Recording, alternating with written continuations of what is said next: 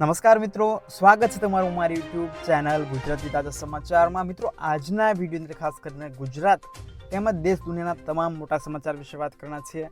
એટલા માટે ચેનલ ઉપર નવા હોય તો ચેનલ સબસ્ક્રાઇબ કરી લેજો અને બાજુમાં આપેલા બેલ આઇકનને જરૂરથી પ્રેસ કરજો। તો ચાલો મિત્રો, આજનો વિડીયો શરૂ કરીએ। આજના સૌપ્રથમ સમાચાર વિશે વાત કરવામાં આવે તો ગાંધીનગર જિલ્લામાં ડાંગરનું 11,366 અને દિવેલાનું વાવેતર 3,039 હેક્ટરને પાર પહોંચ્યું છે।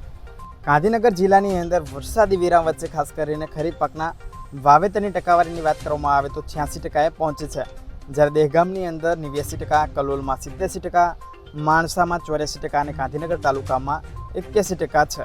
જ્યારે ગયા વર્ષે 18મી ઓગસ્ટ સુધીની અંદર જિલ્લાનું વાવેતર 92% પહોંચ્યું હતું, આ વર્ષની વાત કરવામાં આવે તો 16 ઓગસ્ટ સુધીની અંદર 86% પહોંચ્યું છે। ત્યાર પછીના સમાચાર વિશે વાત કરવામાં આવે તો હવામાન વિભાગ દ્વારા વરસાદને લઈને આગાહી કરવામાં આવે છે। જ્યારે ગુજરાત રાજ્યની અંદર કોરી તાકોર આગાહી કરવામાં આવી છે, ક્યારે પડશે ગુજરાતની અંદર વરસાદ? હવામાન વિભાગની આગાહી વિશે આ અહેવાલમાં જાણીએ। હવામાન વિભાગની આગાહી મુજબ વાત કરવામાં આવે તો રાજ્યમાં 20-21 ઓગસ્ટ દરમિયાન દક્ષિણ ગુજરાતના કેટલાક વિસ્તારોમાં વરસાદની આગાહી કરવામાં આવી છે, જેમ કે દમણ, તાપી, ડાંગ સહિતના વિસ્તારોમાં વરસાદની આગાહી કરવામાં આવી છે। હવામાન વિભાગની આગાહી મુજબ વાત કરવામાં આવે તો રાજ્યમાં 20થી લઈ 24 ઓગસ્ટ દરમિયાન કયા કયા વિસ્તારોમાં વરસાદની આગાહી છે તેના વિશે વાત કરવામાં આવે તો રાજ્યમાં 20 ઓગસ્ટ દરમિયાન દીવ, દમણ, દાદરાનગર હવેલી સહિતના અન્ય જિલ્લાઓમાં ગાજવીજ સાથે મધ્યમ વરસાદની આગાહી કરવામાં આવી છે, જ્યારે 23 અને 24 ઓગસ્ટ દરમિયાન કચ્છના અને સૌરાષ્ટ્રના અનેક જિલ્લાઓમાં ગાજવીજ સાથે હળવાથી મધ્યમ વરસાદની આગાહી છે। તે ઉપરાંત ઉત્તર ગુજરાતના અનેક જિલ્લાઓમાં વરસાદની આગાહી કરવામાં આવી છે। હવે પછીના સમાચાર વિશે વાત કરવામાં આવે તો ભારત સરકાર દ્વારા ઘરોમાં સોલર પેનલ લગાવવા માટે આપી રહી છે લોન। ભારત સરકારે ઘરોમાં સોલર પેનલને પ્રોત્સાહન આપવા માટે પીએમ સૂર્ય ઘર વીજળી યોજના શરૂ કરી છે। આ યોજના હેઠળ 3 કિલોવોટના સોલર પ્લાન્ટ ઉપર 2 લાખ સુધીની લોન મળે છે, જ્યારે 10 કિલોવોટના સોલર પ્લાન્ટ ઉપર। ત્યાર પછીના સમાચાર વિશે વાત કરવામાં આવે તો નાના યાત્રાધામોને 857.14 કરોડના ખર્ચે જબરજસ્ત વિકાસ કરવામાં આવશે, જેમાં કોટેશ્વર મહાદેવ, બહુચરાજી, માચી ચોક, માધવપુર જેવા યાત્રાધામો પર વિશેષ ધ્યાન આપવામાં આવશે। તેમજ દ્વારકા કોરિડોર, કૃષ્ણ રૂક્ષ્મણી મંદિર તેમજ સિદ્ધપુર જેવા તીર્થોને પૂર ઝડપથી વિકાસની કામગીરી કરવામાં આવશે।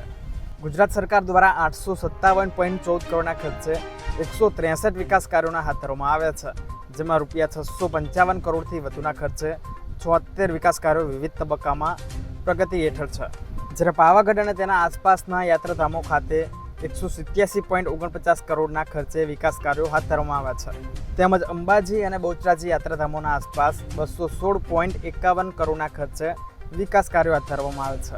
ત્યાર પછી પોરબંદર, કચ્છ, દ્વારકા અને સિદ્ધપુર ખાતે 318.13 કરોડના ખર્ચે વિકાસ કાર્યો હાથ ધરવામાં આવે છે।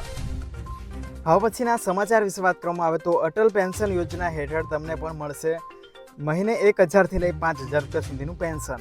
યોજનાની વાત કરવામાં આવે તો પીએમ મોદીએ 2015માં પીએમ અટલ પેન્શન યોજના શરૂ કરવામાં આવી હતી, જેમાં આ યોજના હેઠળ વ્યક્તિને 60 વર્ષની ઉંમર પછી 1,000 રૂપિયાથી લઈ 5,000 રૂપિયા સુધીનું પેન્શન આપવામાં આવે છે। યોજનાની વાત કરવામાં આવે તો કઈ રીતે યોજના કામ કરે છે? અટલ પેન્શન યોજના હેઠળ રોકાણની રકમ પણ ઘણી ઓછી છે, જેમાં યોજનાનો ભાગ બનવા માટે દર મહિને 210 રૂપિયાથી 1,454 રૂપિયાનું રોકાણ કરી શકાય છે। આ યોજનામાં ભાગ લેવા માટે 18થી 40 વર્ષના વય વચ્ચેના લોકો ભાગ લઈ શકે છે, જેમને 60 વર્ષ પછી 1,000થી લઈ 5,000 સુધીનું પેન્શન મળે છે। હવે પછીના સમાચાર વિશે વાત કરવામાં આવે તો ઇતિહાસના પાનામાં 19 ઓગસ્ટ દરમિયાન જ્યારે પહેલીવાર ₹1 સિક્કો બહાર પાડવામાં આવ્યો હતો તેના વિશે અહેવાલમાં વાત કરવાના છીએ। ₹1 સિક્કાની વાત કરવામાં આવે તો 19 ઓગસ્ટ 1757ના રોજ ઈસ્ટ ઇન્ડિયા કંપની દ્વારા ₹1 સિક્કો બહાર પાડવામાં આવ્યો હતો। હવે પછીના સમાચાર વિશે વાત કરવામાં આવે તો રક્ષાબંધનના તહેવાર નિમિત્તે ભરૂચ નગરપાલિકા દ્વારા બહેનો અને બાળકોને 1 દિવસ માટે સિટી બસમાં મુસાફરી મફત સુવિધા આપી હતી, પરંતુ પાલિકાની જાહેરાત વચ્ચે અપૂરતી સેવાના પગલે કેટલીક બહેનો અટવાઈ પડી હતી, જેમાં શહેરના વિવિધ 13 રૂટ પર સિટી બસો દોડી હતી, જેના અનેક લોકોએ લાભ પણ લીધો છે। ત્યાર પછીના સમાચાર વિશે વાત કરવામાં આવે તો રક્ષાબંધન ઉપર 12,000 કરોડની રાખડીઓ અને ગિફ્ટનું વેચાણ થયું છે। બજારમાંથી ચાઇનીઝ રાખડીઓ ગાયબ થઈ ગઈ છે। આ વર્ષે લોકોએ ચાઇનીઝ રાખડીઓથી અંતર રાખ્યું હતું, જેમાં 12,000 કરોડ જેટલો બિઝનેસ થયો છે, જ્યારે ગયા વર્ષની વાત કરવામાં આવે તો 10,000 કરોડનો બિઝનેસ થયો હતો, જેમાં 2021ની અંદર 6,000 કરોડ રૂપિયા, 2020માં 5,000 કરોડ, 2019ની અંદર 3500 કરોડનો બિઝનેસ થયો હતો। હવામાન સમાચાર વિશે વાત કરવામાં આવે તો હિમાચલ પ્રદેશ, પંજાબ અને હરિયાણા સહિતના અનેક રાજ્યોમાં વરસાદ પડી રહ્યો છે. હવામાન વિભાગ દ્વારા આગામી 4 દિવસ દરમિયાન જમ્મુ અને લક્ષદ્વીપ સહિતના વિસ્તારોમાં હળવાથી ભારે વરસાદની આગાહી કરી છે. હિમાચલ પ્રદેશની અંદર ભારે વરસાદને પગલે 95 રસ્તાઓ વાહનોને અવરજવર માટે બંધ કરવામાં આવ્યા હતા. પંજાબ, હરિયાણા તેમજ રાજધાની ચંદીગઢની અંદર 20 થી 22 ઓગસ્ટ દરમિયાન ગાજવીજ સાથે ભારે વરસાદની આગાહી છે, જેના કારણે યલો એલર્ટ જારી કરવામાં આવ્યું છે. જમ્મુ કાશ્મીર, ગિલગિટ બાલ્ટિસ્તાન, હિમાચલ પ્રદેશ અને ઉત્તરાખંડ સહિતના વિસ્તારોની અંદર ભારે વરસાદની આગાહી કરવામાં આવી છે, જ્યારે ગાજવીજ સાથે અનેક વિસ્તારોમાં યલો એલર્ટ પણ જારી કરવામાં આવ્યું છે. ત્યાર પછીના સમાચાર વિશે વાત કરવામાં આવે તો જાપાનની અંદર ભૂકંપના આંચકા અનુભવાયા છે. ટોક્યોની અંદર ઇબારાકીમાં રાત્રે ભૂકંપનો આંચકો અનુભવાયો હતો. જાપાનમાં 5.1 તીવ્રતાનો ભૂકંપનો જોરદાર આંચકો અનુભવાયો હતો. ભૂકંપનું કેન્દ્ર ટોક્યોના ઉત્તર પૂર્વ ઇબારાકીની અંદર હતું. જાપાનના હવામાન વિભાગના જણાવ્યા અનુસાર સોમવારે રાત્રે સ્થાનિક સમય પ્રમાણે 12.50 વાગે ભૂકંપનો આંચકો અનુભવાયો હતો, જેની તીવ્રતા 5.1ની હતી. જ્યારે જાપાનની અંદર 8 ઓગસ્ટના રોજ જાપાનના દક્ષિણ ભાગમાં 7.1 તીવ્રતાનો ભૂકંપનો આંચકો અનુભવાયો હતો. તો મિત્રો, આ હતા ગુજરાત અને દેશ દુનિયાના સૌથી મોટા સમાચાર. આવી જ રીતે પડે ખબર માટે મારી ચેનલ સબસ્ક્રાઇબ કરી લેજો.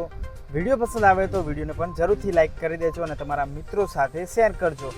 ફરી મળીશું નવા વિડીયો સાથે. જય જવાન, જય કિસાન.